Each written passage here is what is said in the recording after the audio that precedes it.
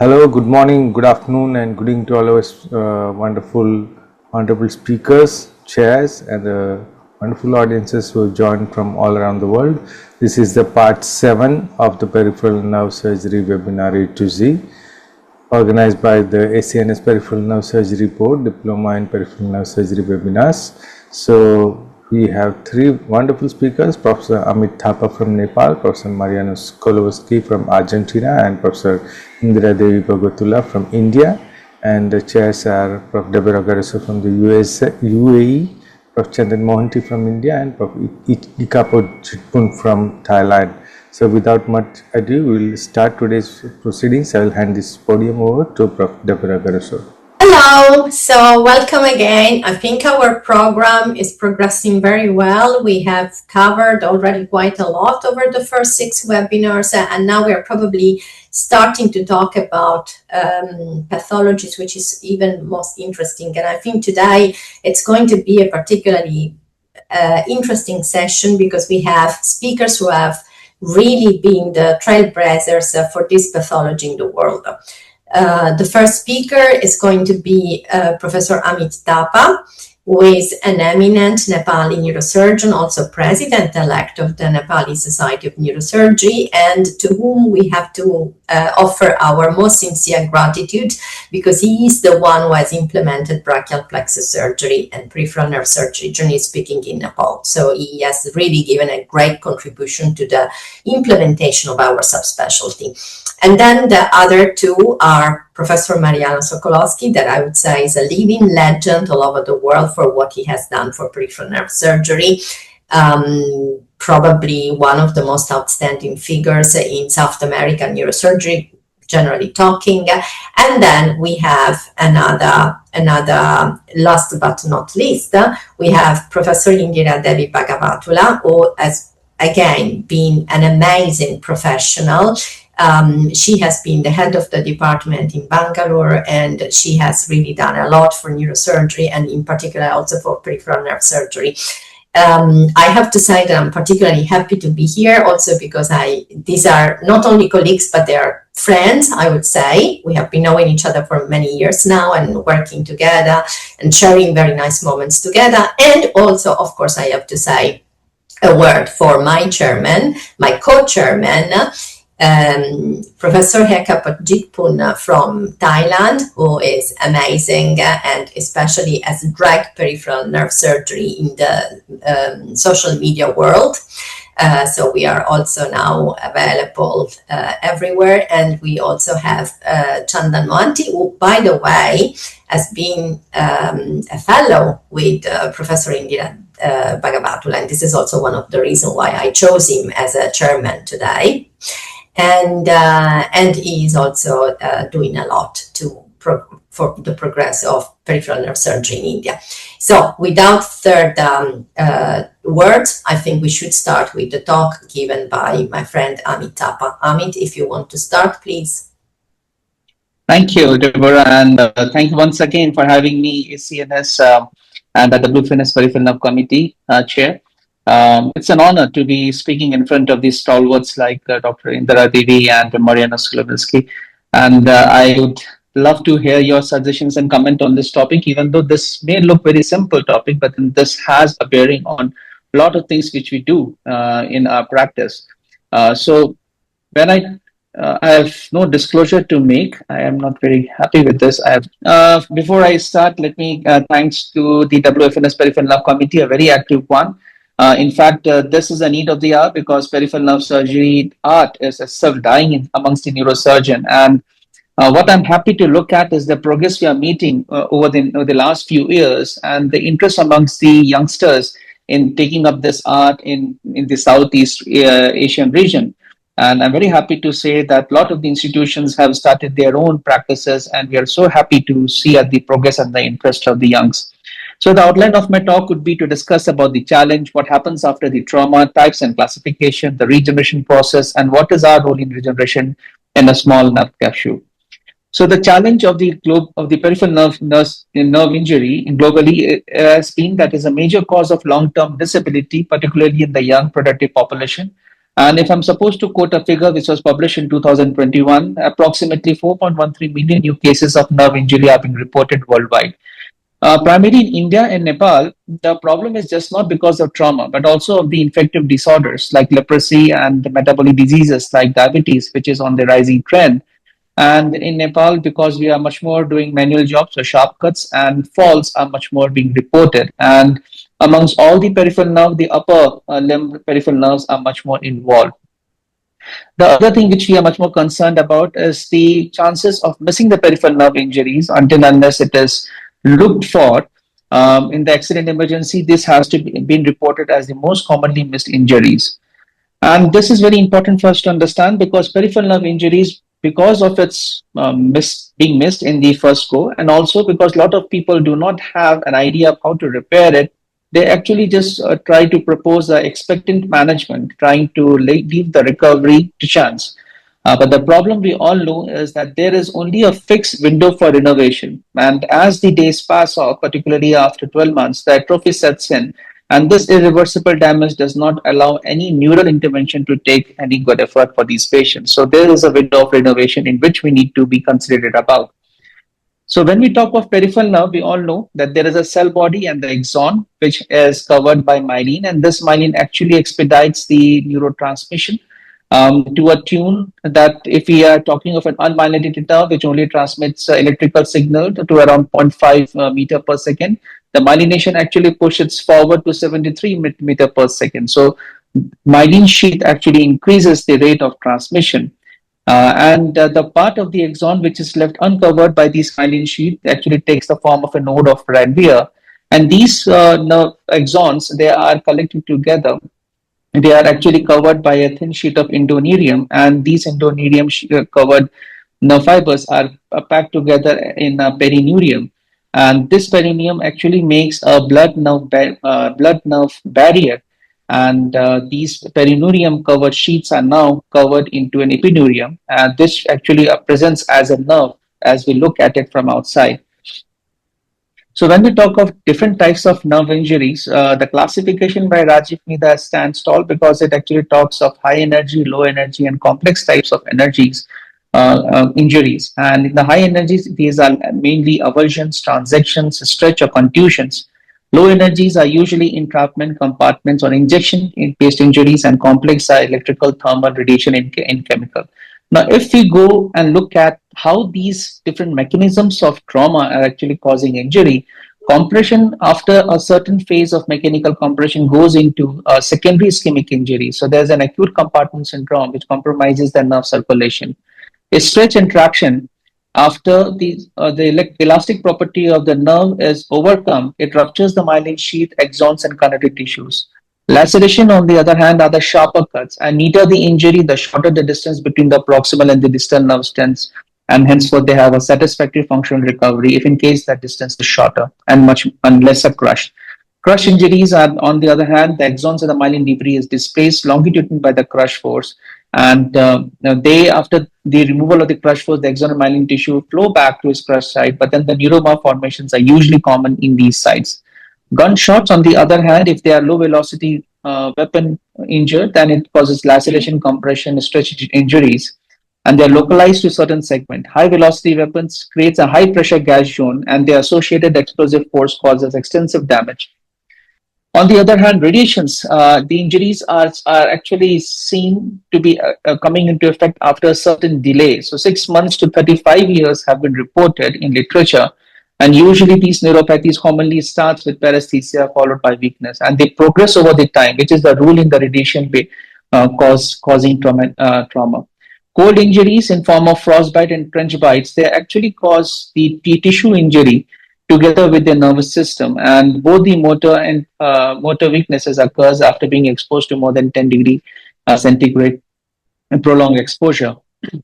So endothelium becomes edematous, and then the interneural pressure increases, so compromising the blood flow. Electrical damages actually causes the tissues to explode. So high voltage injuries, more than 1000 volts, can cause frank necrosis of all tissues. On the other hand, low voltage injuries, they actually causes third and fourth degree burns. And the perineural fibrosis, which are involved in these injuries, they can be relieved by surgical decompression, as been reported by some literatures. Injection injuries, on the other hand, they can be caused either by the drug itself or by the direct effect of the needle insertion. Now, the difference between these two causative mechanisms is that drug can cause intense inflammatory reaction, but because the perineural endoneurial membranes are intact, it preserves the blood-nerve barrier. However, when the needle insertion causes the nerve injury, this nerve barrier is blood-brain barrier is blood-nerve barrier is breached, causing severe endoneural fibrosis with neural ischemia and axon loss. So, Seddon in 1942, after their exposure in Second World War, actually classified the injuries according to neuropraxia, axonotmesis, and neurotmesis, saying neuropraxia only have conduction blockade, but then there is no injury to the axons per se, and henceforth they will improve on their own for in most of the cases. Axonotmesis are lesion in continuity, so there will be some axonal damage, but then the endoneurium, perioneurium will be intact in most of the cases, and that's why again the recovery would be a norm. And neurotmesis is a complete division of the nerve, and that's where the surgery comes into role. However, Sunderland found that all the lesion in continuity do not behave similar, particularly those conditions where not only the axon but also the endoneurian damage, which we call as Sunderland type 3. In those cases, some amount of neuroma formations can occur, and they take longer time to heal than the Sunderland type 2. And type 4 is when the perineurium also get damaged. And when the perineurium get damaged, then this blood-nerve barrier is breached. And that's where the lot of interfascicular scarring comes on. And that's why these patients, they do not heal on their own, and they actually require some amount of surgery in later period. Then Lundborg in 1988 actually classified neuropraxia further, classifying it type A when there's a metabolic block, which is usually seen in when we are sitting over long hours with our cross leg and we have those things, the pins and tingling sensation in the leg. But you must have realized that the moment we actually put it back, the limb actually gets better on its own, and the improvement occurs fast, and that is type A. Type B is usually because of the intraneural edema, and this edema will actually cause this recovery to take place over a longer period of time. McMahon and Dellon in 1988 actually, in their series, they actually commented that these Sunderland type 1, 2, 3, 4, and 5 do not occur in isolations. In other words, most of the injuries, they are actually mixed bag, particularly between type 2 to 4. And that's why they actually mixed these combinations from grading from 3 to 5 as grade 6 of Sunderland. Now, when we say of these classifications, this is of important for us because we can now understand by its implication that it can guide us whether these patients will require just observation or require some surgical intervention, particularly Sunderland grade 4 and 5. The recovery is so poor that you have to go for surgery in these cases. And 2 and 3 can be actually left for observation for some while, and if in case the recovery is again not better, then we can do something for these patients. Now, when we talk of peripheral nerve injury mechanisms, usually whenever there's a demyelination, so after demyelination process, if the demyelination is only focal, they usually heal by another progression of demyelination by the Schwann cells itself. But when this injury occurs and transects the axon into the proximal and the distal part, then within 24 hours, the distal axon starts getting fragmented. And within 10 days, the myelin sheets break into lipid droplets along axons, inviting the macrophages, which actually eats it up. Now, this is the basic difference between a peripheral nerve injury and a central nervous system injury. Because in the central nervous system injury, the myelin sheets do not break up so fast. They have an inbuilt mechanism which actually does not allow the myelin to get cleared off, and the macrophages do not come inside, and these does not actually eats away the debris, and these debris causes a sort of an obstruction in the central nervous system. But in the peripheral nervous system, the distal disintegration, or also known as Wallerian degeneration, actually makes way for the axon growth cone to start building up. And these proliferation of the Schwann cells is seen because the Schwann cells now starts getting changing its pattern from transmitting cells to regeneration cells, and this actually causes a new myelination, which I will be discussing further. So this pathophysiology of axonal injury actually starts with an ionic imbalance where there's an immediate influx of the calcium and sodium channel, triggering the proteases or calpains, as we know, causing focal axonal disintegration. And this actually creates a retrograde signaling. These signal injury signals like important beta, ERK, and STAT3, they travel from the lesion back to the cell body. And then actually they start inside the cell body a process known as chromatolysis, where the metabolic shift from a transmitting to a reparative state, which can be seen morphologically in the eccentric shifting of the nucleus and the dissolution of the nasal bodies. Now, in the distal segment, which we have already mentioned, that within 24 hours, that disruption starts. So this disruption of the retrograde and anterograde subflow, the signal occurs at the first hand, followed by axonal plasma membrane getting disrupted because of this extracellular calcium and sodium inflow, and which activates an event which is similar to cell death or apoptosis. So we have to understand that if this particular injury occurs very proximal to the cell body, the whole cell body gets died. However, when the injury occurs very distal to the cell bodies, then it's only the distal part, the distal segment, which actually gets disrupted and eaten away by the macrophages later. Recruited leukocytes, which comes into initiates the cytokine-mediated signal cascades and changes neighboring non-neuronal cells, which trigger synthesis of neurotrophins, chemokines, extracellular matrix molecules, proteolytic enzymes, and interleukins. So this entire axonal process of volume degeneration takes approximately 1 week. And on the day 3, the Schwann cells actually retract from the node of the ranvier, which is proximal to the injury, which activates the Schwann cell and macrophages, and they begin to digest the myelin. So in a nutshell, this neuronal degeneration quickly undergoes into a transition to neuronal regeneration from the proximal stump. So when we say the proximal segment changes, it is basically the changes where there's a nuclear expression of the transcription factor, which switches the gene expression from axonal maintenance to protein synthesis. So the whole cell body actually starts gearing up through the process of chromatolysis to produce more protein for axon regeneration. Now, this volume degeneration actually occurs because of a SARM1 dependent pathways, and this myelin clearance actually starts by much more faster because this is important in our peripheral nervous system. As I already said, in the CNS system, this is hold up. In the peripheral nervous system, this is the way which actually gives way for the regeneration process through the Bugner band formation. So Bugner band formation is nothing but the longitudinal lines of the Schwann cells across the basal lamina, which is seen because of the phenotypic switching of the Schwann cells to a repair cell state. And this occurs because of two genes, downregulation of the promyelinating genes called CROX20 and upregulation of the repair gene c-Jun. So c-Jun upregulation actually causes regeneration, which is of much more of help. So nerve degeneration, particularly when we're talking of myelination injury, like in grade 1, it occurs by remyelination only, but in grade 2 and 5 lesion, it occurs through collateral axon sprouting. And this region starts from proximal to the distal nerve ends.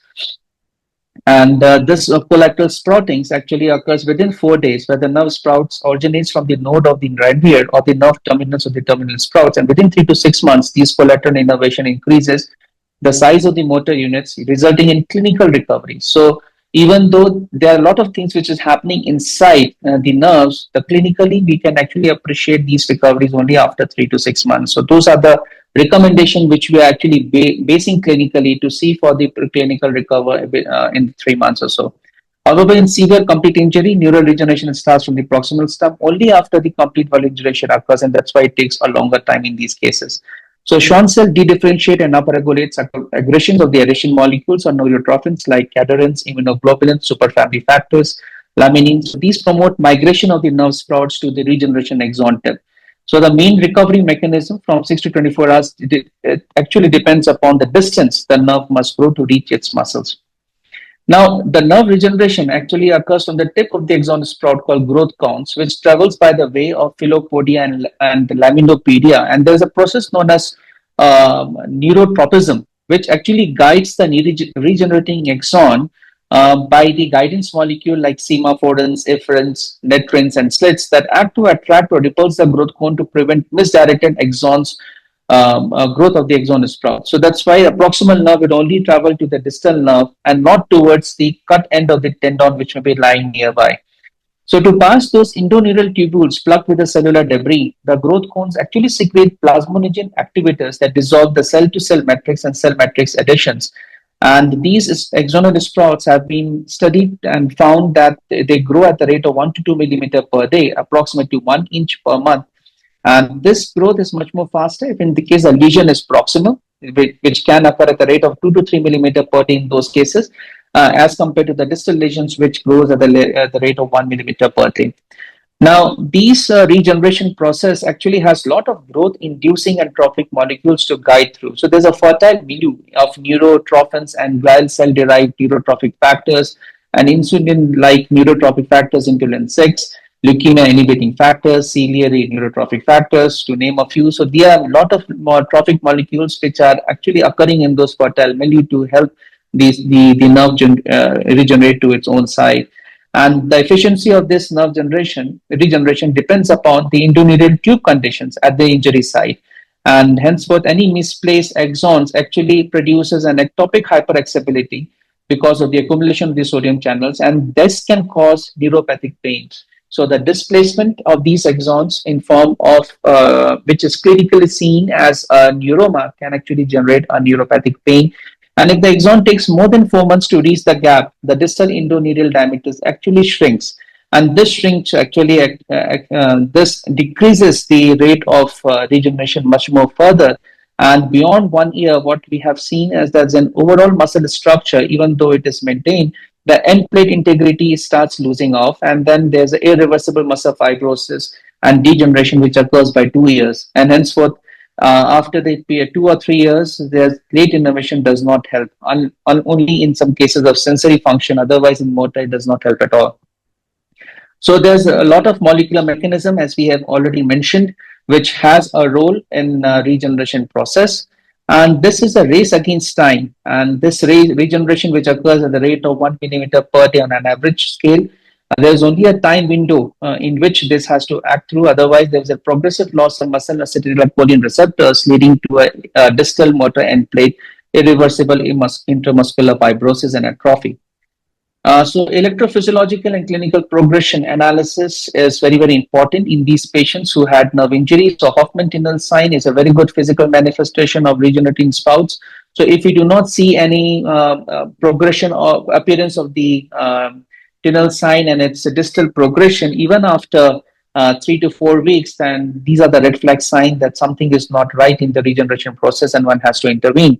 And similarly, in the electromyography and nerve conduction study correlation, there should be some, there would be some reduction in the CMAP and SNAP after the injuries. And this denervation will appear as a fibrillation or positive sharp waves, which are start appearing within 2 to 3 weeks of post-injury, and then they should disappear over the period.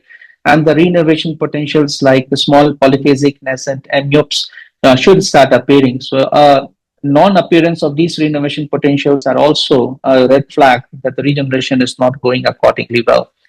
And there are a lot of advanced therapeutics now which are based on these types of basic principles of regeneration process, like the role of tacrolimus FK506, which has been shown to function along with heat shock proteins to help in transporting the tubulins for the repair of the axons. So those things are also being explored upon beside the gold standard treatment of primary neuroraphy and autologous nerve grafting as soon as possible after the injury, and then the use of bioactive conduits like using PG or collagen tubes enriched with PRPs or mesenchymal stem cells, particularly when the gap is less than 3 centimeters. Also on this premise that the milieu, which is requiring a lot of neurotrophic factors, can be well maintained in these parameters. So regeneration usually fails when there's a chronic denervation. So Schonsen starts losing their repair phenotype over the time.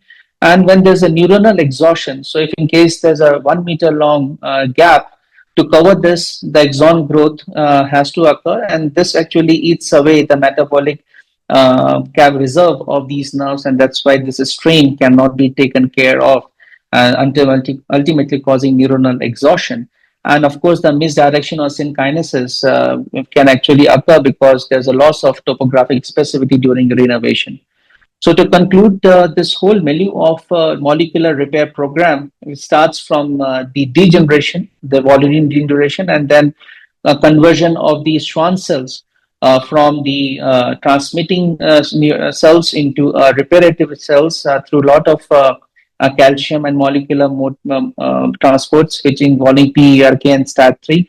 So these signaling phases can actually let the cell body know that, okay, injury has occurred, and then the repair process has to start, and then they start transcripting the growth associated proteins. And they study the Wollerin cascade, which is starting within 24 hours, sweeps to clear all the cell debris so as to make the fresh pathway for a new axonal sprout in form of Bungner bands to start making a new connection of bridges to its end organs safely. And of course, we should understand the biological clock. So this is very important for us to keep in mind, because this reparative window will be the best to offer to the patient if in case it's offered within 6 months, and beyond 18 months is too late in most of the patients. So these are the recommended further readings. These I have taken from selected papers which have been recently published. They will actually give a lot of insight into what all I have said during this talk. And I extend my acknowledgement to a lot of stalwarts in peripheral nerve surgery who have done marvelous work, including our two speakers and my team at Kathmandu Medical College here. And I would also like to extend a warm invitation to anybody who's interested to travel Nepal and be a part of our of a team in form of a short courses in Kathmandu. So thank you once again for patience listening, and I will be happy to answer any queries. Amit, thank you so much. It was, as usual, a very comprehensive presentation, and I think you really gave us a comprehensive view of the mechanisms that are involved in nerve injury. Any comments from my co-chair? There's a question from the audience, Dr. Turnwell. So he asking that, why is the functional recovery often poor despite histological nerve regeneration? Okay, so this is a very good question on the correlation of a functional recovery to histological nerve regeneration. In fact, most of the simple injuries, they do work very well, particularly in the peripheral nerve injuries per se, in the upper limb. In the lower limb, of course, they can be because of the long defect which has been created. And in the plexal-based injuries, because one of the nerve root or divisions will be requiring to do a lot of work, so those types of recoveries in terms of function may not be complete. However, in a simple nerve injury, the histological nerve generations usually correlates with a good functional recovery. Also, maybe that question can be answered after my talk, because there are many other factors that Turnwell is referring to, probably. Not only the capacity of the nerve to grow, but also some clinical and physiopathological things that affect nerve regeneration. I think one of the concepts that we neurosurgeons have tried to force is that neuroplasticity is essential.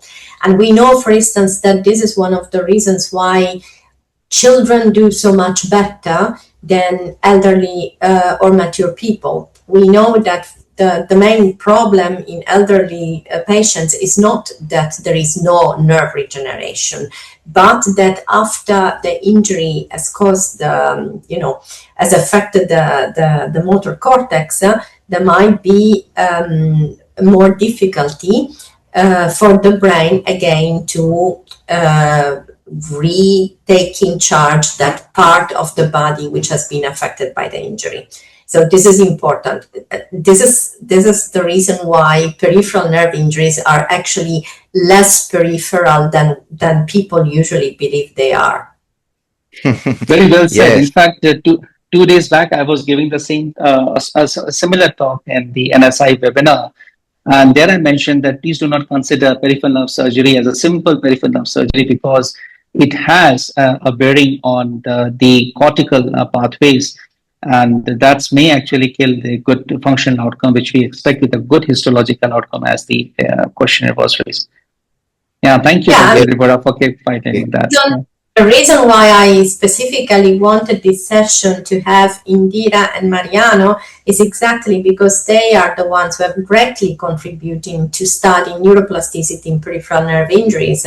And this is why I wanted our participants to hear from the I would say, yes, the best trailblazers in this field, the importance of neuroplasticity in nerve injuries. I think Chandan would like to say something. So, so this concept that end plate changes happen at 18 months, I think that might be true for adults, but that may not be true for neonatal brachial plexus injuries because now we are operating kids who are much older than say 1 year, 1.5 years, and we are getting good results. So I think that is something that clinical that may be from the basic science point of view that may be true, but from our clinical experience we are noticing that the end plate changes, at least in children, is probably much more delayed rather than in adults. I think that is one point I have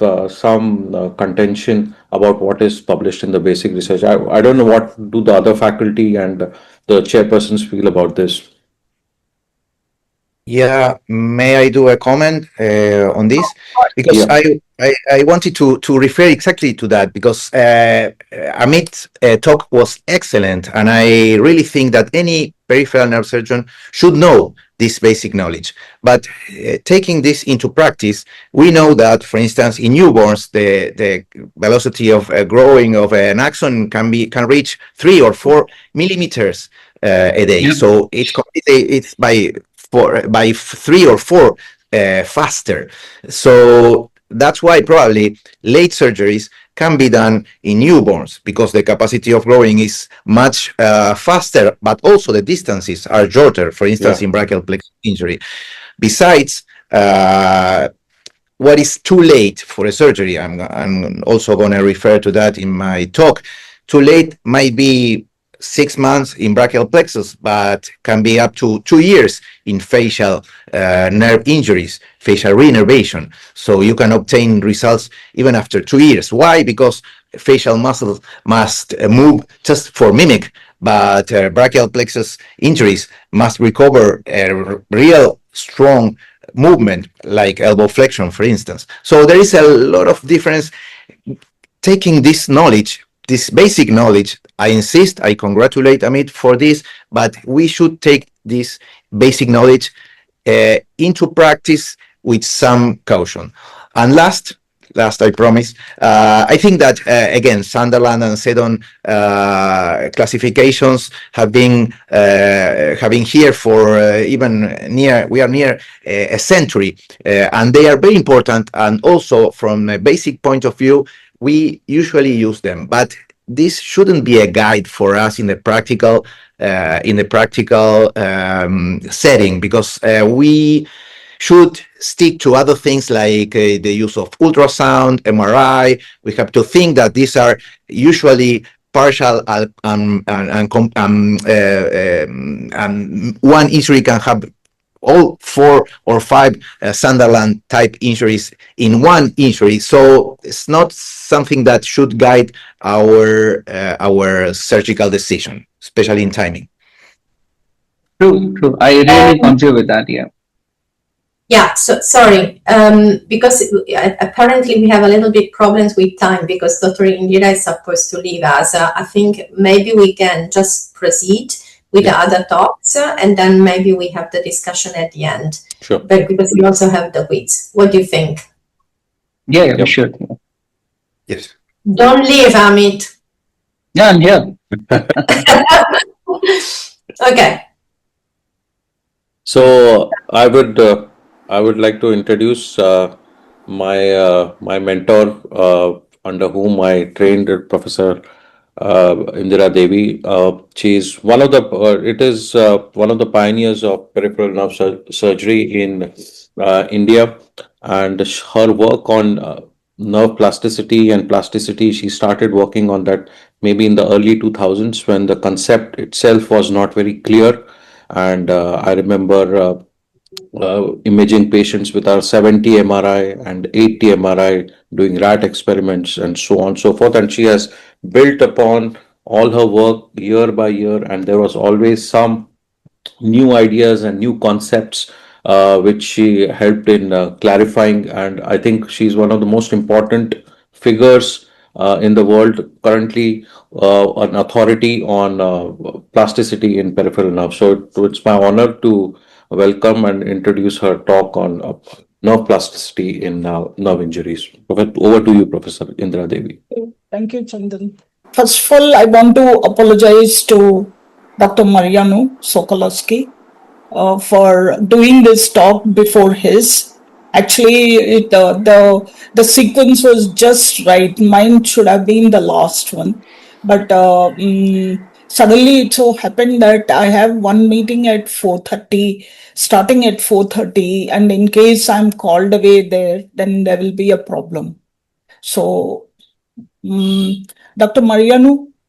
It's my pleasure. I will learn a lot from this talk, which really interests me. So, by contrast, thank you. Thank you. Thank you. Thank you. So today we'll be talking, continuing the talk. What exactly is the thing? Despite the technical success of a nerve repair, the functional recovery may remain variable and often incomplete. So why this gap in the technical success and the functional recovery? The outcome is not just because of the axonal regeneration, but also on the central nervous system ability to reorganize. So what we think is that understanding the central plasticity is the key to breaking through this current ceiling of the clinical effects. So as we all know that all the basic mechanisms of nerve injury are either sharp injury, which cuts the whole nerve into two different parts, or a blunt injury, which stretches the nerve, lengthens the axons, and then injures them at various levels, but keeps the nerve more or less intact. So when a sharp injury occurs, there will be a transection and there will be a sharp loss of continuity. And penetrating injuries, usually with the sharp metal, glass, assaults, or even iatrogenic during surgery, these are the sharp injuries which cut the nerve into two parts. And without repair, the ends will form a neuroma in discontinuity. And when there is a blunt injury, like I have said, that there will be stretching of the axons, and some of the fascicles may be cut, part of the nerve may be cut, and then this may or may not be able to rejoin and then try to continue into the distal part. So there is likely to be a neuroma in discontinuity, and this neuroma in discontinuity may be either partial, involving the partial width of the nerve or the total width of the nerve, depending upon the degree of disconnection between the proximal and the distal ends. And these are usually, as we know, due to crush injury, entrapment, then stretch injuries, gunshot injuries, chemical injuries, and radiation injuries. So grading and all we have already heard just now from Dr. Amit. Next, please. Now there is this multi-entrapment injuries of a nerve. This is a very interesting concept, not always really understood. What happens is that when there is an entrapment of a nerve, there is a reduction in the muscular pump because the nerve itself is not is fully functioning, and there is a reduction in the muscular pump, and then therefore there can be edema of the arm of varying lengths. And when this edema occurs, there can be a compression of the other nerves as well. and then this can give rise to increase in the intravesicular pressure compressing the other nerves.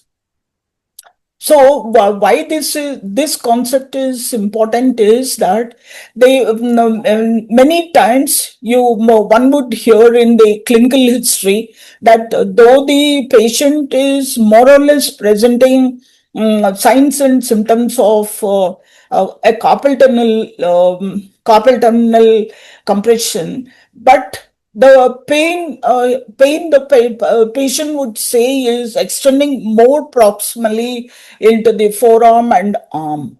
And depending upon the degree of compression, there can also be the signs and symptoms of other nerve compressions as well. Now, the first clinical evidence of central plasticity at work would be the synkinesis, which is seen following the repair of a brachial plexus injury. What is synkinesis? Initially, for example, suppose in case we are using an intercostal nerve for the repair of the musculocutaneous, what happens is that initially the patient learns to flex the elbow, taking a deep respiration, inspiration.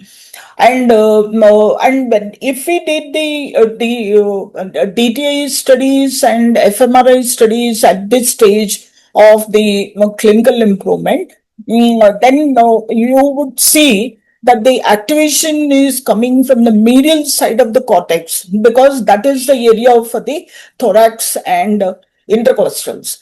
Whereas later, at a later stage, what happens is, though the patient is flexing the limb, or no, flexing the elbow independent of the inspiration or with inspiration unknowingly, the activation would be shifted back to the musculocutaneous area.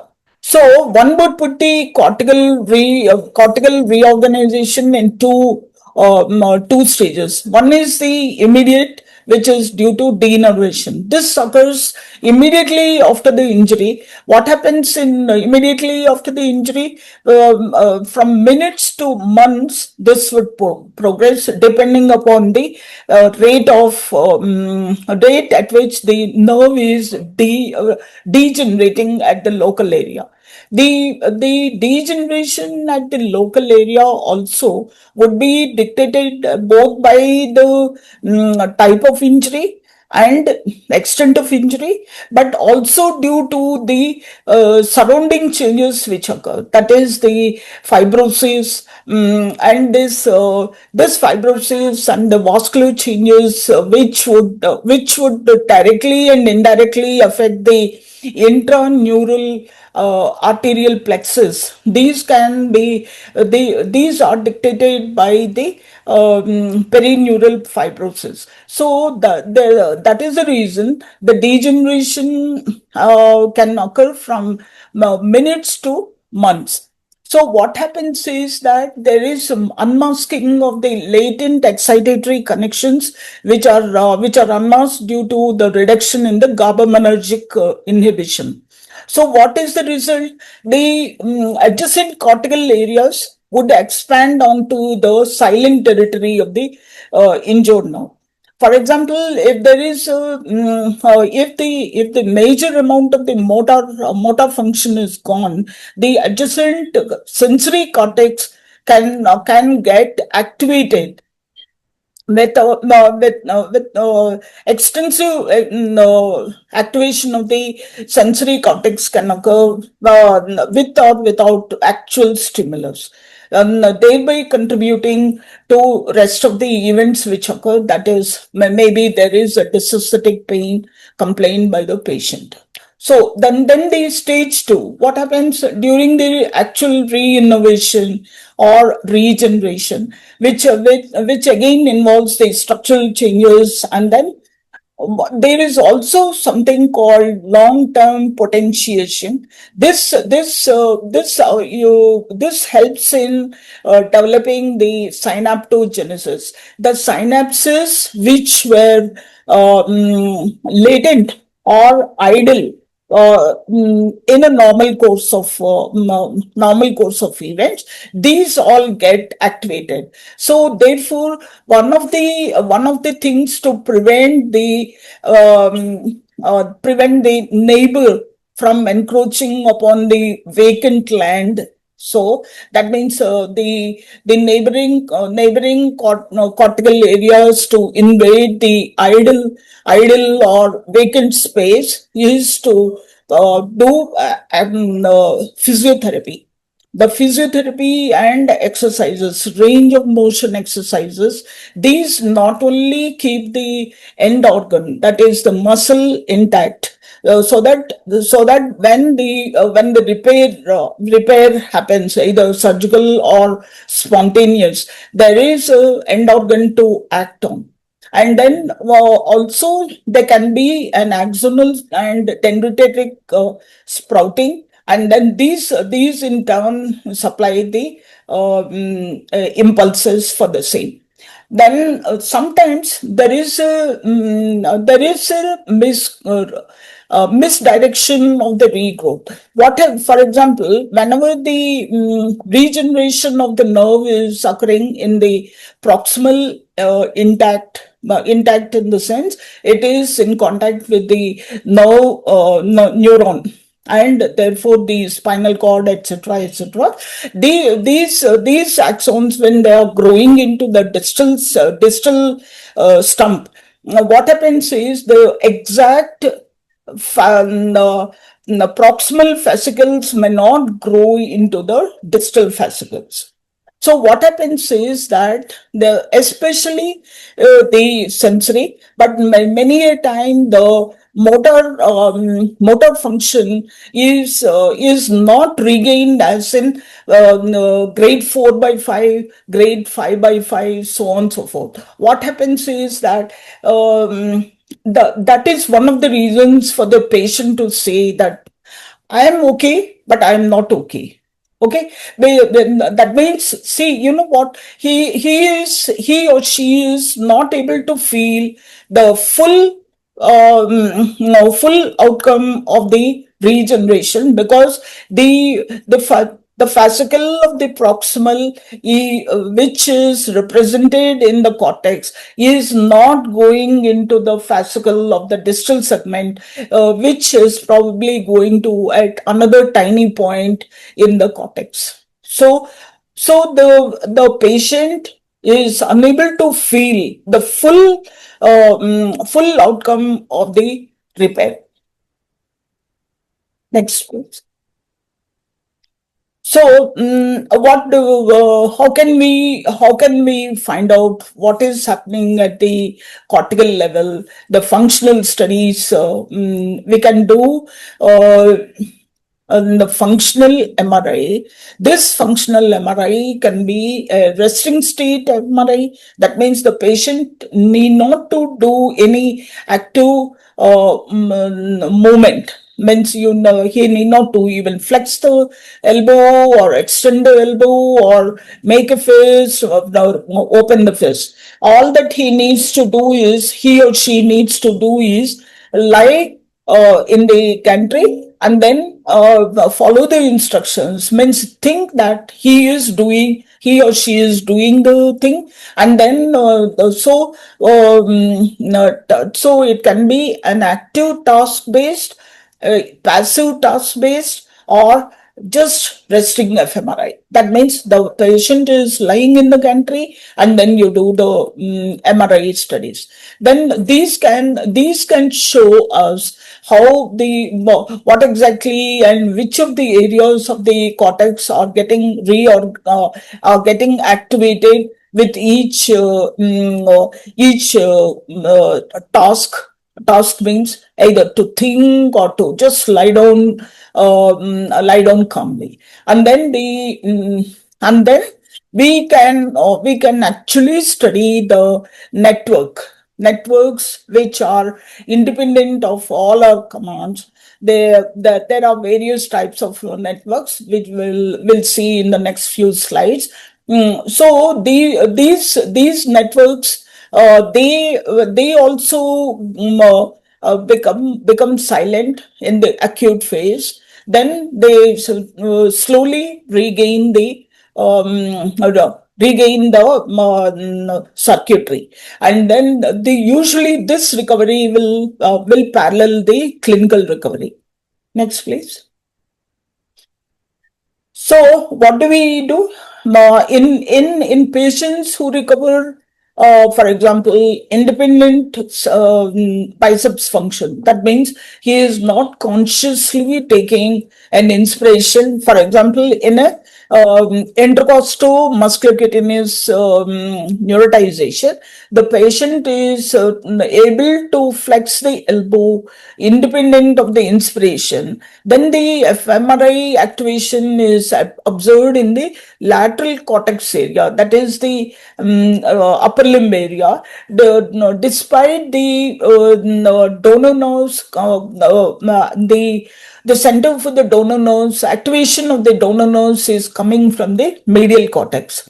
So it has transferred the chest representation back to arm representation. We have various theories about how this is coming about, as I have already told you, and but in those people who have improved, they showed altered FA and ADC in the corticospinal tract, going to the upper limb compared to the controls. And then what do you call confirms, more or less confirms the reorganization, not just functional, but it is also structural. So the next, please. So beyond the motor control, what happens? There are changes in the resting state networks. What are the resting state networks? There are the sensory motor networks. First, initially there was it would show a decreased connectivity in the pre-central and post-central gyri, which is expected due to deafferentation. Then as the recovery occurs, then we are able to visualize increased connectivity both in pre-central and post-central gyri. And salience network, this would show decreased connectivity in the anterior cingulate cortex, and then the default mode network, which shows increased connectivity in the posterior cingulate cortex prior to surgery.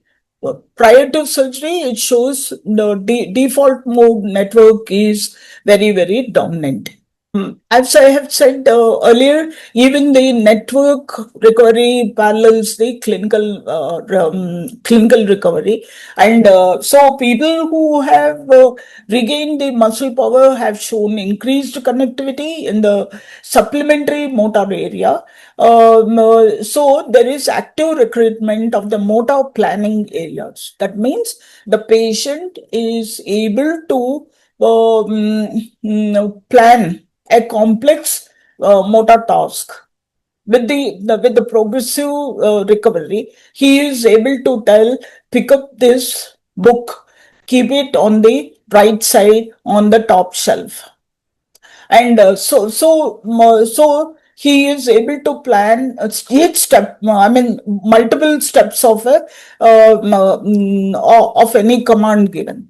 And anterior cingulate cortex, which is mainly for the salience network, it showed restoration of the brain's ability to attend to the limb. That means the patient is able to recognize that, okay, this is my limb, this is what it is, this is what is happening to this. So it is no longer a vague, some pain in my left half of the body or right half of the body, depending upon the side of the injury. Whereas in the unimproved group, these do not show these connectivity increases.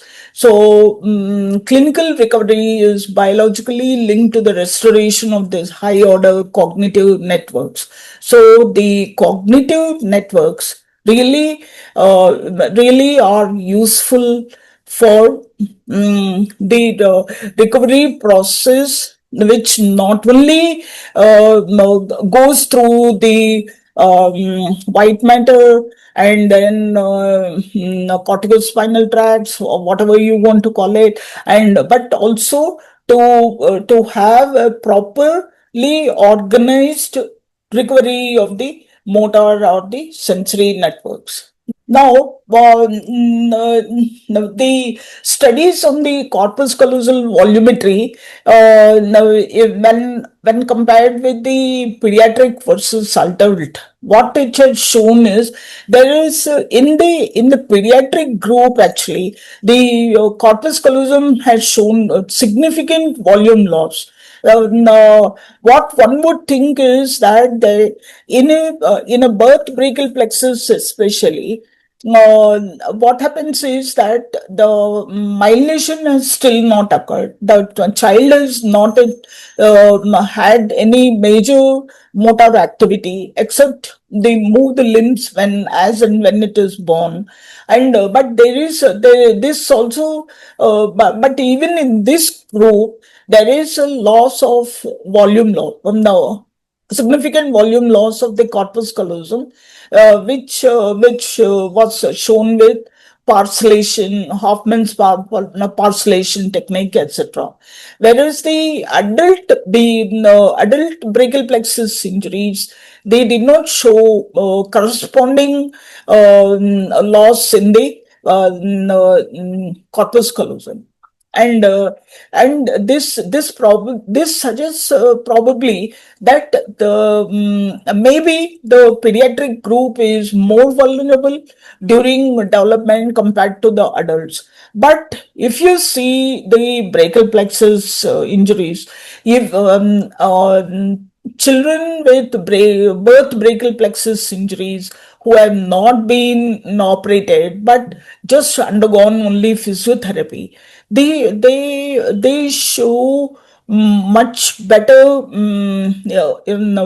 better spontaneous recovery than a traumatic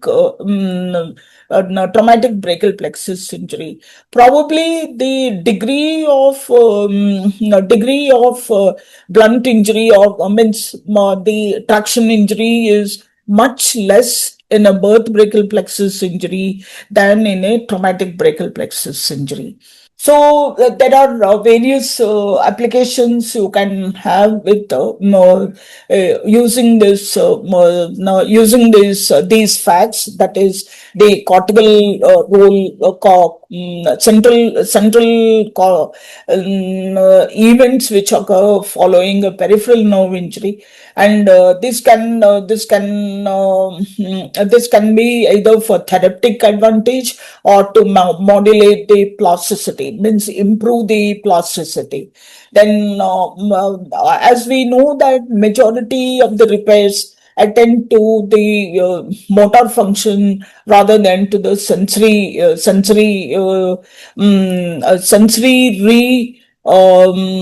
the same what I call repair.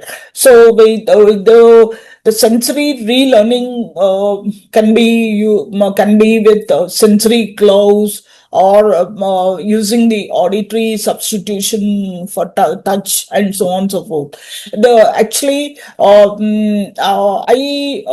I generally do not use what I call sensory nerves of the arm to repair anything in the brachial plexus. I generally use sural nerve for this reason, if at all it is required. because sural nerve with a limited area of sensory loss, when explained to the patient can be better tolerated than using the sensory nerves of the arm and forearm. And then also now one of the things which we can use this these facts is to prevent dysesthetic pain. So that there are various ways of achieving this end. One is getting anesthesia to be applied using cream to the face, shoulder, and adjacent areas, so that because these are the areas which get involved in the dysesthetic pain following brachial plexus injury, and then so once these are anesthetized, their effect is no longer perceived, and because they are not, it is not perceived. We hope that it will be prevented from invading the hand and the cortical territory.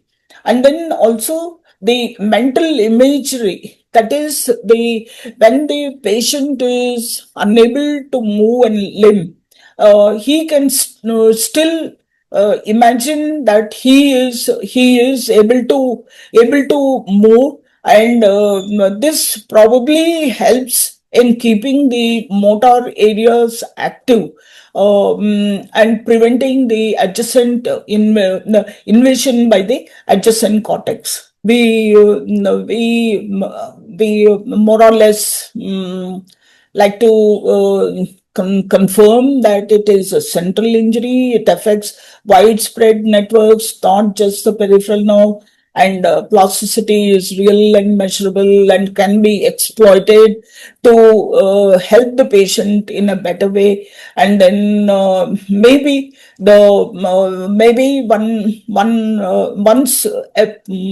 once the surgeon and the person who is treating the patient is convinced about the central role, they can use this the central therapies to for the better outcome of the peripheral nerve repair. Thank you. So thank you, Dr. Indra Devi, for, I would say, it is an eye-opening lecture, because sometimes as a peripheral nerve surgeon, we always discuss about surgical techniques, how to perfect surgical technique, how to select the right nerve for as a donor, maybe the nearest one. But I think this is kind of concept that is not just peripheral nerve injury, is not just peripheral, is central. And yes, I think central issues would have some kind of role in recovery after the peripheral nerve injury. Thank you very much. So I think there is a quite interesting question from Dr. Turnwell again. He asked that if failed nerve surgery primarily a biological failure of regeneration, or is this a failure to control the neuroplasticity? So if this failure is from peripheral failure or is central failure, what do you think? Is the question to me? Yes, or any of us. So what do you think, Mariano and everyone? I think it's both. It's a good question.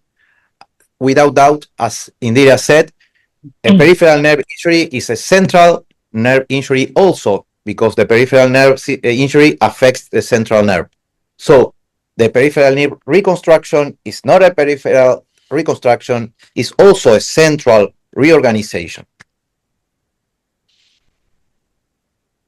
Do you have any kind of experience with the case with peripheral nerve injury? And also maybe central nervous system injury? Is this affect the regeneration process? I mean, yes, you do. Sometimes you do the nerve transfer. Let's say there is some kind of biological regeneration. What about the function after maybe if the patient have the cortical injury also? What do you think? The first part, as Indira said, is to reach the muscle with the axons growing. But the second part, and very important, is the functional use where rehabilitation takes a central role. So we, as surgeons, we should involve this knowledge in brain plasticity in two ways. First, and very important for us as surgeons is to decide which nerve transfer is going to work, also according, among other factors, of course, with brain plasticity. And the second most important part is to involve the patient in an early, strong, and long rehabilitation after the repair that takes usually 2 years, to say the least. Yeah. So this is how brain plasticity knowledge should be taken into account.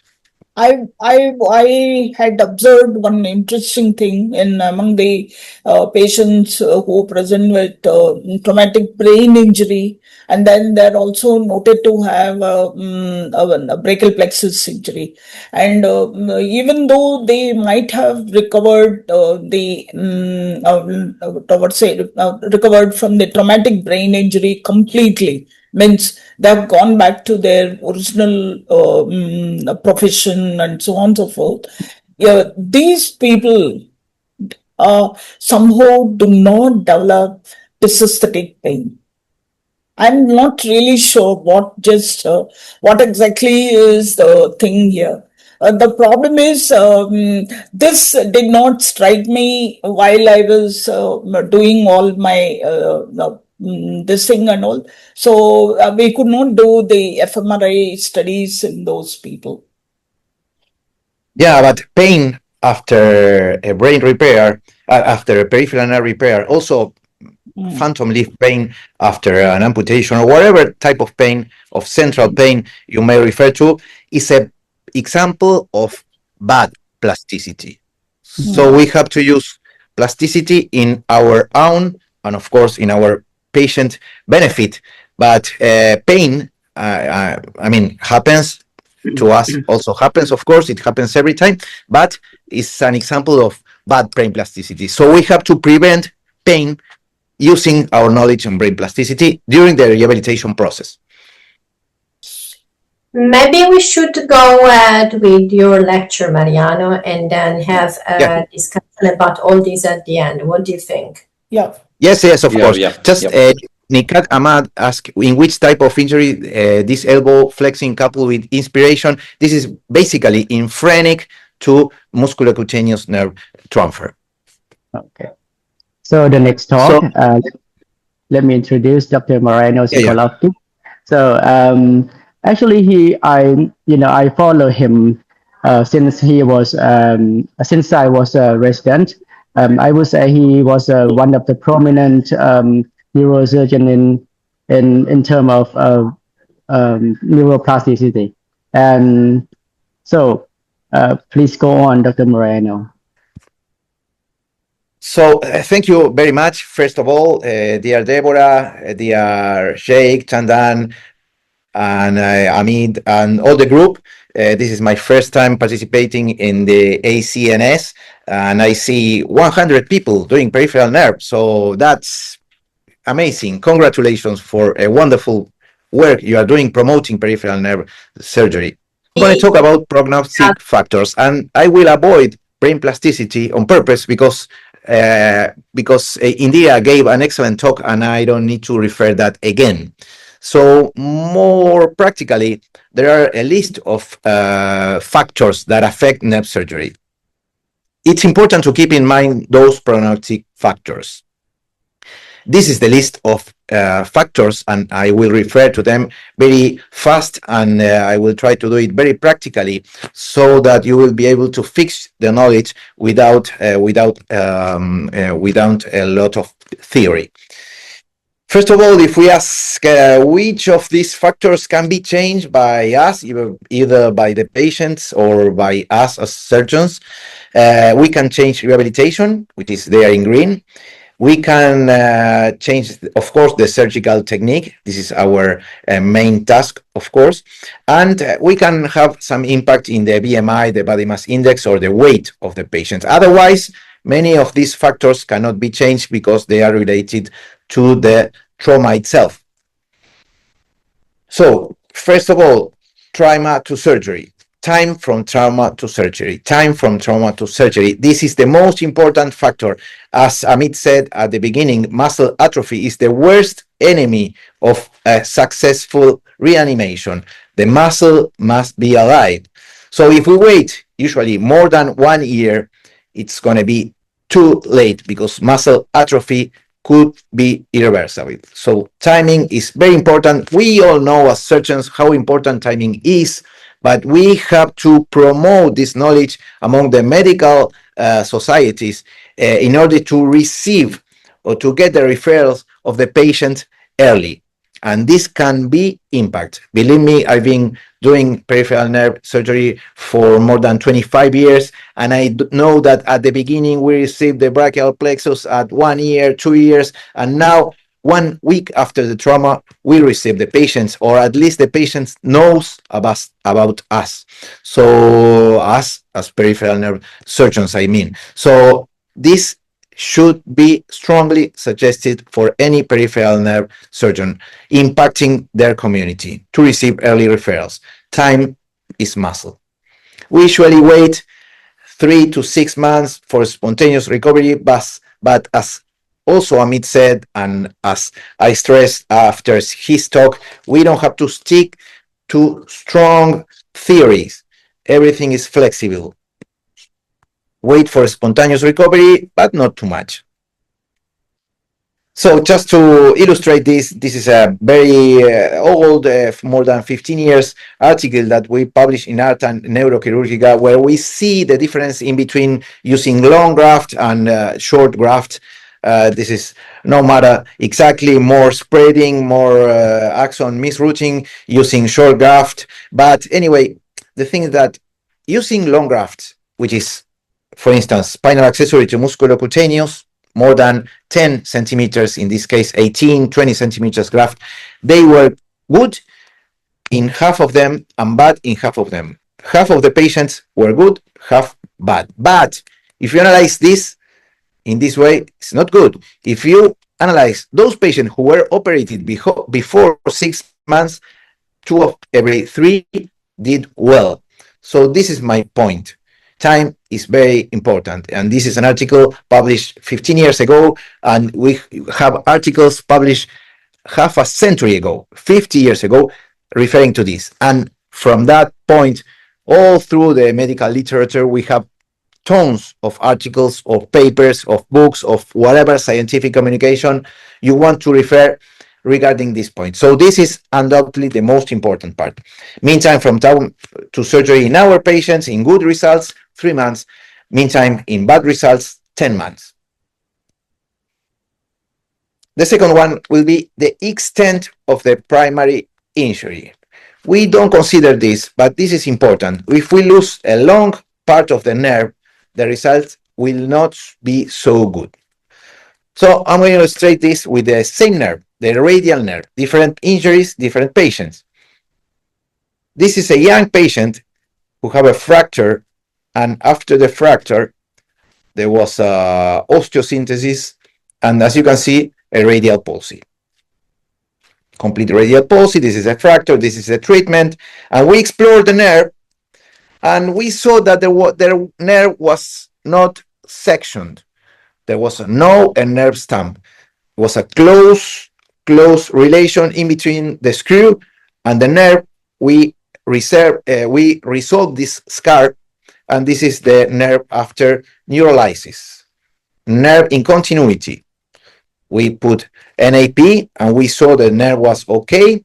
So we received an excellent outcome. This is a home video sent by the patient some months after the surgery with a complete recovery.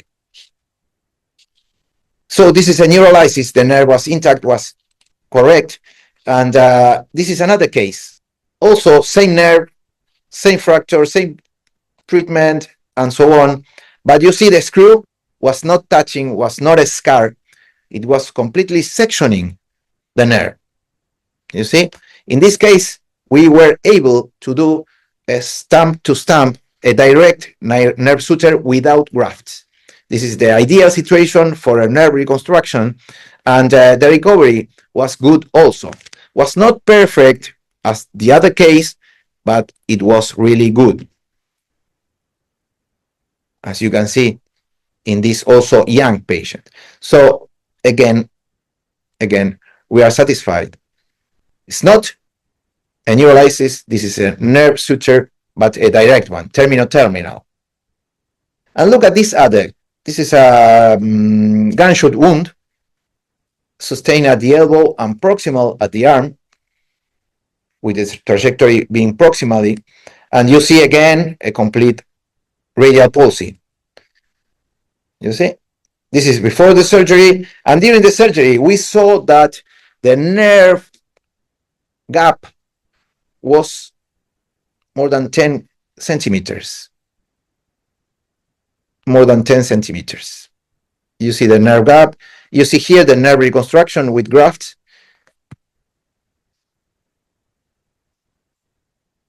And you see the result.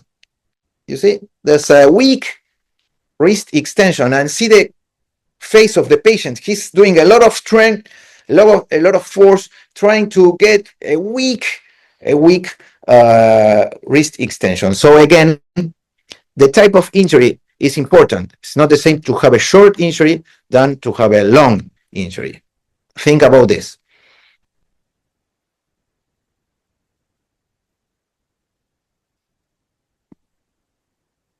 Third, level of injury. The level of injury. In a distal nerve injury, the target muscles are much closer. Think about the sciatic nerve. Think about the very proximal injury here at the buttock. And so the nerves in the growing axons should go 1 meter to reach, for instance, the sole of the foot. But if you have a distal injury, the nerves have to grow much shorter, a much shorter distance in order to reach the sole of the foot.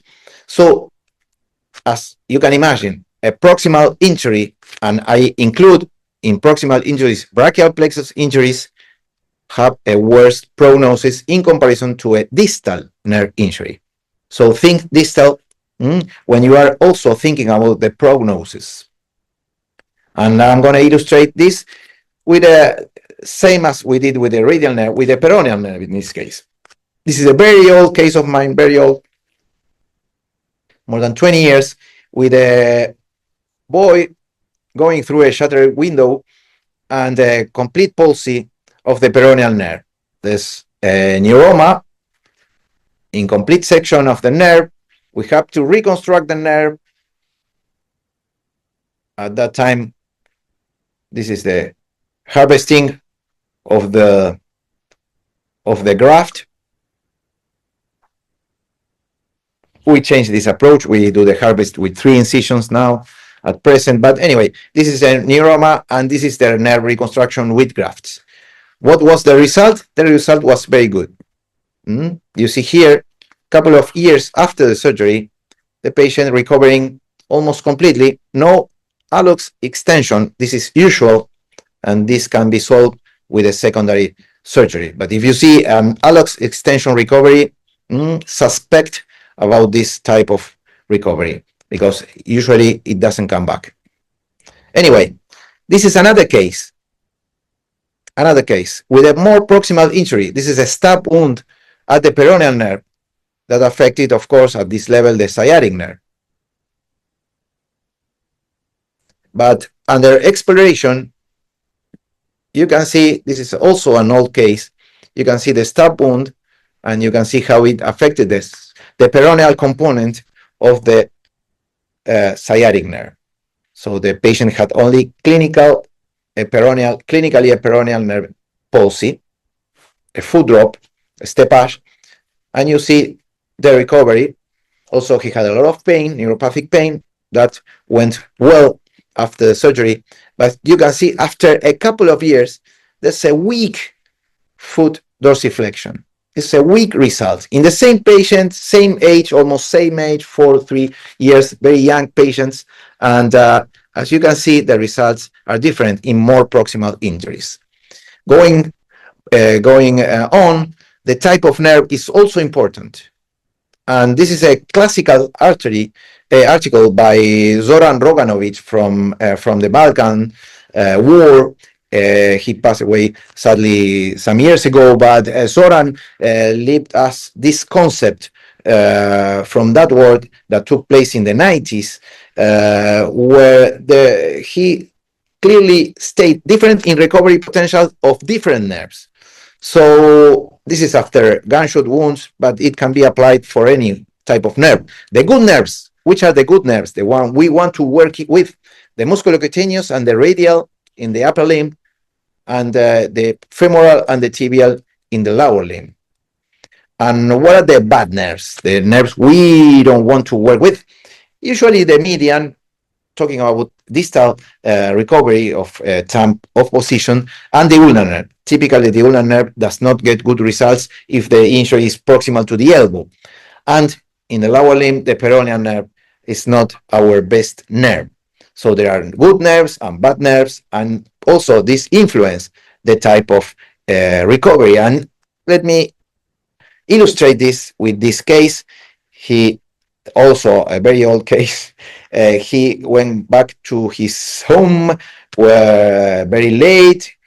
His wife was did not agree the time of going back, so she used a staff to locate the sciatic nerve, and she destroyed the sciatic nerve. So sciatic nerve reconstruction was made, a complete reparation with grafts. And what are the results? Why do I mean that there are good nerves and bad nerves? Look at this: recovery of the sole of the foot sensation, but also recovery of the tibial nerve function. In the same setting, no recovery of the peroneal nerve. So peroneal nerve is bad, tibial nerve is good. Of course, this is a generalization. Many peroneal nerve patients recover, but anyway, think about this. Now, the factor we can change or we can impact in is rehabilitation. And in rehabilitation, as we mentioned, and I'm not going to go back to this, it's very important to introduce the concept that the nerve treatment is not only a surgical repair, that after the surgery, the treatment starts. It's not that after the surgery, the treatment ends. It just starts. And it's important that the patient get this information before the surgery, and that he needs a couple of years in general, depending on the lesion, to get a normal or a complete recovery or a full recovery, or the recovery he will be able to get. So this is just to illustrate with the same old article where we saw that introducing a rehabilitation quality score, with the patient being 4, the patient that rehabilitates the best, and patient in score number 1, no rehabilitation therapy at all. And you see how all those 4s turn into good recovery in terms of British medical function strength. And 3 and 4 in those patients who rehabilitate good, and a score of 1 in those patients who did not rehabilitate. So rehabilitation is important. This is just a statistical way to show this, but there are many other ways to show this. Same for phrenic nerve. In this article published in 2015, 10 years ago or 11 years ago, where we also saw statistically significance in their rehabilitation. Your treatment does not end with surgery, as I mentioned, it starts with rehabilitation. What about the age? Another factor, age. This is a young gentleman who sustained a C5, C6, C7 injury, very severe, usually in children, traumatic, this is not obstetric, traumatic brachial plexus injury because of the adherence of the roots. It's not so strong as in adults. They usually have root avulsions. So this was the case, C5, C6, C7 injury, and we did a lot of, also phrenic nerve was injured, and we did a lot of nerve transfers, distal nerve transfers, in order to regain. You see the scars there, but you see how good the elbow recovery was. Also external rotation, also elbow flexion, and even the triceps was recovery with the intercostal two triceps. So nerve transfers work well in, especially in young individuals, as this gentleman. You see here he's showing how the triceps works. Anyway, we separate our brachial plexus injury at that moment, that was some years ago, into patients below 19 years old, into a segment of patients from 19 to 29 and older than 30. And look at this. The percentage of good elbow flexion strength decrease over time. In patients having 40 and over years old, of course, there is a natural sarcopenia starting at 40 and increasing the sarcopenia, the loss of muscle increases over the ages. So the older the patient, the less muscle to recover. So it's logical to see a decrease in the recovery strength over the years.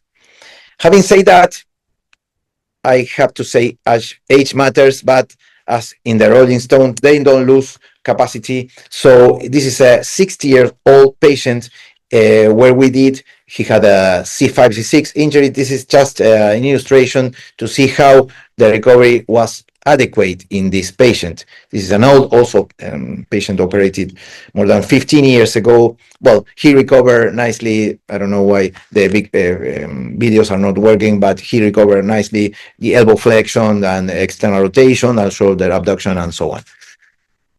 Associating injuries, also another factor. If you see this patient, there is a lacerated wound at the wrist, sectioning everything. So in this case, you see the median nerve completely sectioned, but also you have vascular, this is the ulnar nerve completely sectioned, but also you have a vascular injury that you have to repair with your vascular surgeon colleague, and also tendon injuries repaired by an ortho. So in any type of these complex injuries, the prognosis will be worse if you are dealing just with a nerve injury. This is logical, but this is another important factor. What about the weight? The weight also is important. I mean, the body mass index is not the same to operate on a patient with a higher BMI, more than 30 is obesity, more than 25 is overweight in terms of BMI, than to operate a young and very thin patient like in the right of your screen. So the results probably will be better because of the weight of the upper limb. So we work on that in our scientific publications some years ago, and you see how the spinal to accessory nerve transfer, spinal to musculocutaneous, to the elbow, spinal to suprascapular, in this case, we saw that the elbow abduction was negatively impacted by the BMI. This is because of the weight of the whole limb. In higher BMI patients, the weight is a negative influence. This doesn't happen for elbow flexion, at least in our literature, because elbow flexion, logically, is just flexioning just the forearm and the hand, so the weight is much less. So we couldn't see that statistics in elbow flexion, but yes, in shoulder abduction. So take this into account. This is not something that's going to impact completely your surgical strategy, but it can be of impact in any way. So planify this according to the BMI, and of course, talk with the patient about the importance of this factor. And last but not least, I'm going to skip this point on purpose because many other talks, I suppose, in this diploma are directed to the surgical technique. So I won't stress on this topic. But of course, you know that the surgical technique, and this is depending entirely on us as surgeons, is very important. So from Buenos Aires, Argentina, I want to thank you all for your kind attention. Putting the volume again on. Thanks.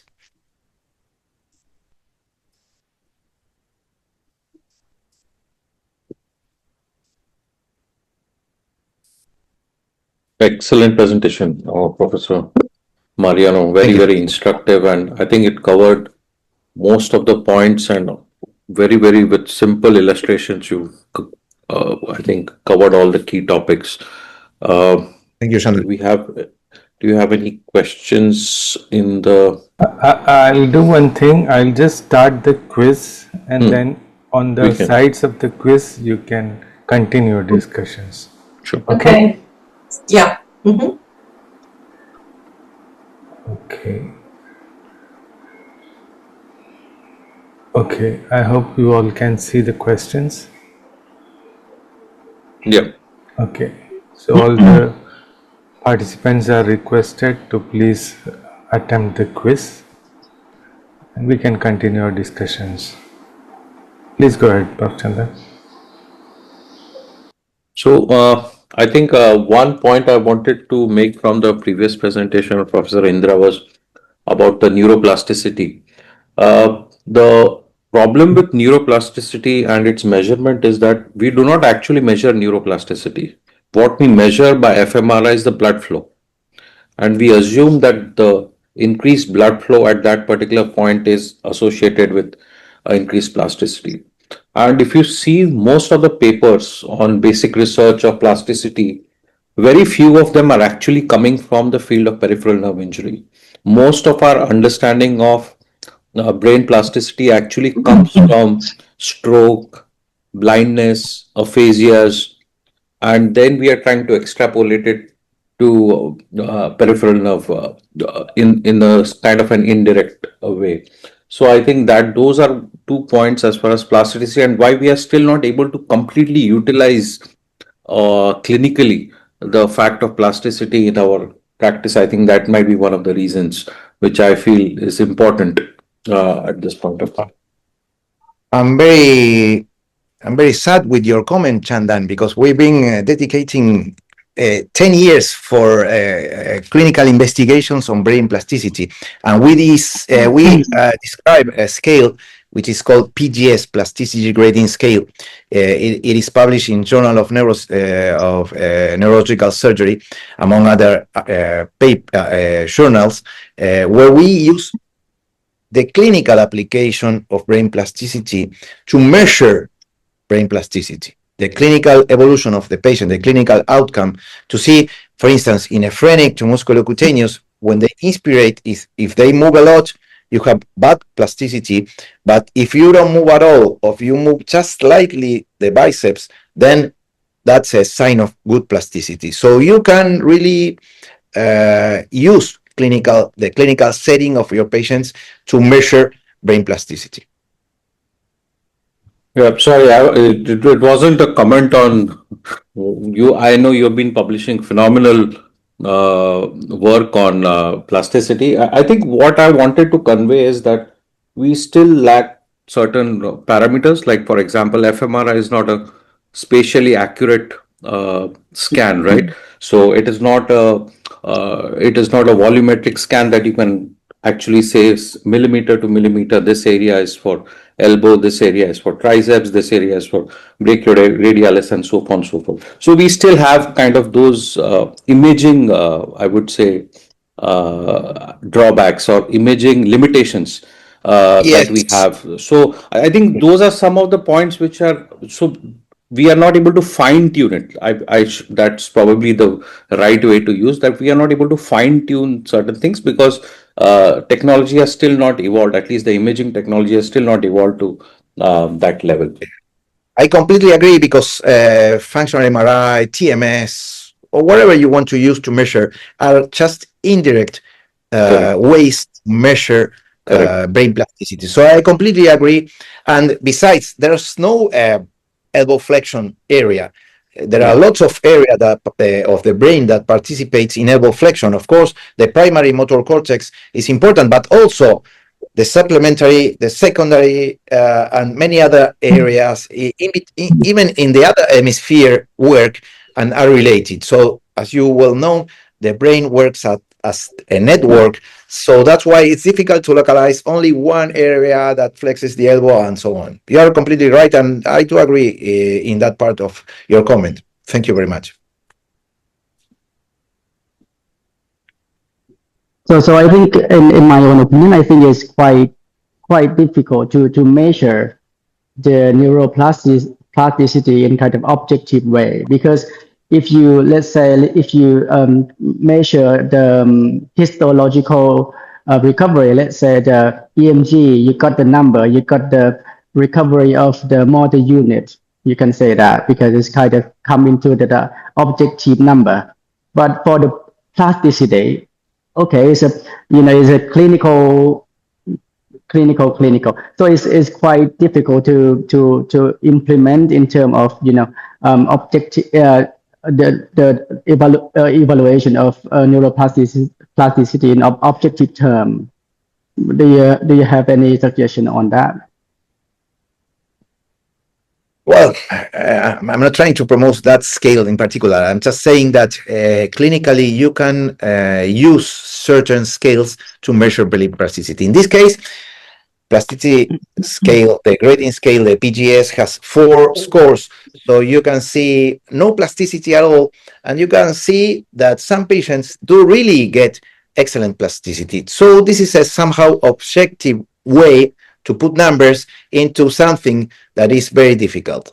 Having said that, yes, I agree, probably this PGS will be overlapped with other scale, probably an imaginal with the images, with MRI or whatever comes in the next decades, and that will be replaced. I completely agree. Yeah. You mentioned earlier, one question for you. What you mentioned earlier about the regeneration rate of the pediatric patients, of the infant, let's say, is 3 to 4 millimeter per day, different from adult. So what caused that? I mean, I don't know what is the, apart from the number, what is the factor that caused the different regeneration? What is the children have the secret sauce or anything? Yes, this is important. Thank you for that question, Sheikh, because if you have a baby or an infant and you have to operate, you don't have to trust, okay, this will grow 3 or 4 times faster, so they will recover. No, the earlier the surgery, the best the result. In among other factors regarding the brain plasticity factor, because the early the input gets into the muscle and the input gets back into the brain, the sensory input gets back into the brain, the earlier and the less reconstruction you need. So the earlier the surgery, the best. Having said that, of course, if you have an infant and you know that the axon grows faster and you have a late refer and you have a patient who has more than 6 months, but you know that the distances are shorter and the babies grow faster and so on, well, you can elapse your time. The timing of the surgery can be taken farther along, even after 1 year or more than that. So that's an important point. Do not delay the surgery if you are leading with a children, with an infant. Do it as fast as possible, but your time lapse can be longer. I think that the point is that we should always stick to the timings that we think it's more convenient for the patient.